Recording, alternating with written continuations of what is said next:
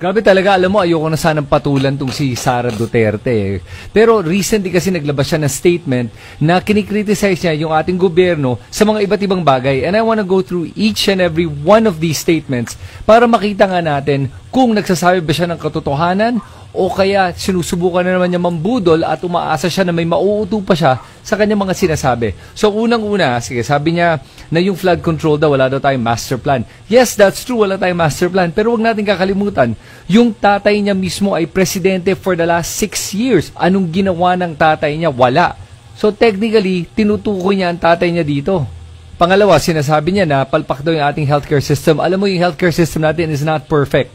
I agree. Pero ito masasabi ko, nung panahon ng tatay niya, huwag natin kakalimutan yung Parmalee scandal na yan, ha. Tapos yung pinilit tayong mga Pilipino sumuot ng face shields habang yung kanyang mga corrupt na kaibigan ay nakinabang at kumita ng malaki sa utang na kinuha ni Duterte para panlaban daw ng pandemya habang tayong lahat ay nakakulong sa bahay. Nakasuot ng mga face shields na walang kwenta naman. Yan ba ang maayos na healthcare system? Tapos sinabi naman niya na hindi daw marunong ating mga pulis at hindi daw talaga masasolve yung problem ng pagkakulang ng pulis sa ating mga lungsod. Pero ito yung problema sa statement niya, gaano ka contradictory yan. Habang sinasabi niya yun, huwag mong kakalimutan na siya mismo ay may 400 na security personnel na nakabantay para sa kanya lang. Habang tayong mga Pilipino, isang pulis lang per 500 residents. Tapos siya nag-iisa, tapos 400 na nakabantay sa kanya. Medyo ipokrita ang dating sa akin nun eh. Nasasabihin niya na importante ang seguridad ng ating mga mamamayan at ng ating bansa, pero siya mismo ang takaw sa security detail. Tapos nung binawasan ng 75, sasabihin niya na napapanganib na daw ang buhay niya dahil nabawasan ng 75. Alam mo, kung hindi ka kayang protektahan ng kahit 300 na security personnel, ibig sabihin nun, palpak lang talaga sila. Dahil grabe yung meron mo, isang private army. Habang ang mga ordinaryong Pilipino ay wala man lang nakabantay sa kanila at sa kanilang seguridad. O susunod, sabi niya, hindi daw tayo dapat pumapayag ng mga dayuhan ay sumasakop sa ating bansa. Sandali lang po, nung panahon ng tatay niya, wag nating kakalimutan at hanggang ngayon nakikita natin to. Pumasok ang mga dayuhan, mga foreigners, mga mainland Chinese sa ating bansa. Pumasok ang mga pogos, inabuso ang ating mga mamamayan. Tapos pinayagan ni Duterte na ang mainland China ay magkaroon ng mga military bases sa loob ng ating economic zone. At hindi lang yun, huwag natin kakalimutan na nakapagland ang isang military plane sa Davao at pati isang Chinese military ship ay nakapag-dock sa Davao. Tapos sasabihin niya na hindi pwede magkaroon ng mga dayuhan na magkaroon ng impluensya sa ating bansa. Iyon nga ang ginawa ng tatay niya eh. Buti nga ngayon, dinedepensahan na yung ating West Philippine Sea. Ay, anong ginawa nung tatay niya, ha? Kinonbinse tayong lahat na maging duwag. Na hindi natin kayang labanan ng China, kaya manahimik na lang tayo, shut up na lang daw.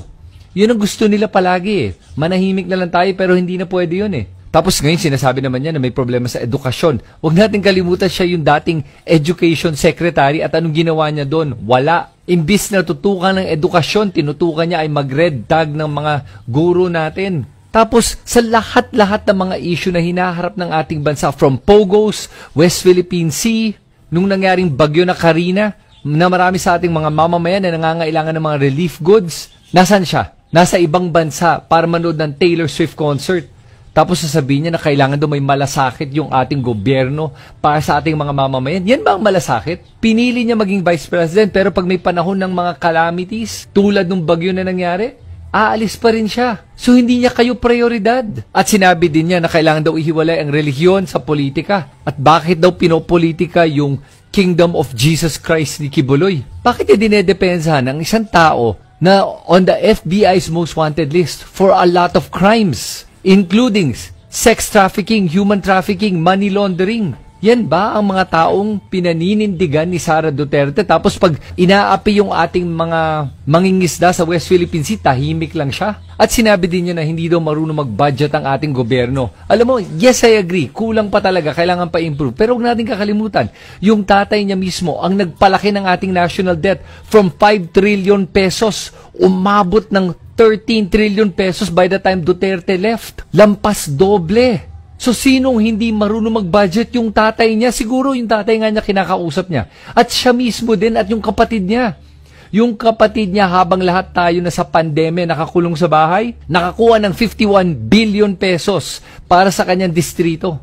At si Sara Duterte, wag nating kakalimutan, gumastos ng 125 million pesos in 11 days.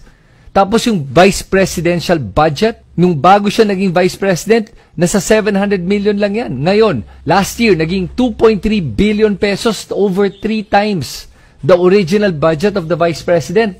Tapos ngayon, humingi siya ng 2 billion pesos. Yan ba ang isang tao na marunong mag-budget? Napalaki na lang ng palaki yung gastos, tapos ayaw niyang sabihin kung saan niya ginagastos ha. Gusto niya confidential funds palagi. Tulad ng tatay niya na nagtaas ng confidential funds from 500 million pesos to 4.5 billion pesos. Kasi ayaw nila na nag-i-explain kung saan nila ginagastos ang pera na galing sa kaban ng bayan. At alam mo itong si Sara Duterte, magaling lang yan talaga mag-rant eh. Iharap mo nga yan sa isang debate. Iharap mo yan sa isang diskusyon. Iharap mo yan sa isang hearing. Tahimik lagi yan. Hindi makasalita ng maayos kasi hindi siya talaga marunong. Panay nonsense sinasabi niya at aminin na natin, nonsense talaga lahat ng sinasabi niya. At sa susunod na magbabanggit siya ng mga ayaw niya sa ating gobyerno, puntahan niya yung tatay niya, sabihin niya sa kanya. Kasi kung tutuusin, tatay niya ang gumawa ng mga lahat ng mga inaangal niya ngayon. Kaya sana po wag na tayo magpapauto at magpapabudol sa mga tulad ni Sara Duterte at ang mga Duterte at ang mga kasabot nila. Dahil matagal na nilang ginagawa sa ating Pilipinas, tama na, sobra na. At buti naman, lumalaban na ang ating gobyerno sa mga talagang sumasakop sa ating bansa at sa mga traidor ng ating bansa. Yang mga Duterte na yan. Yan ang mga tunay na traidor na hindi naman talaga nagmamahal ng mga Pilipino at ang minamahal lang nila ang sarili nila at ang Tsina. At yan ang katotohanan. Kayo, ano tingin nyo? Agree ba kayo sa mga sinasabi ko o disagree? Pakisulat lang lahat ng mga opinion nyo dito sa comment section sa ibaba. At baka may mga nakalimutan pa ako ibanggit, idagdag na lang nyo dito para mabasa ko rin yan.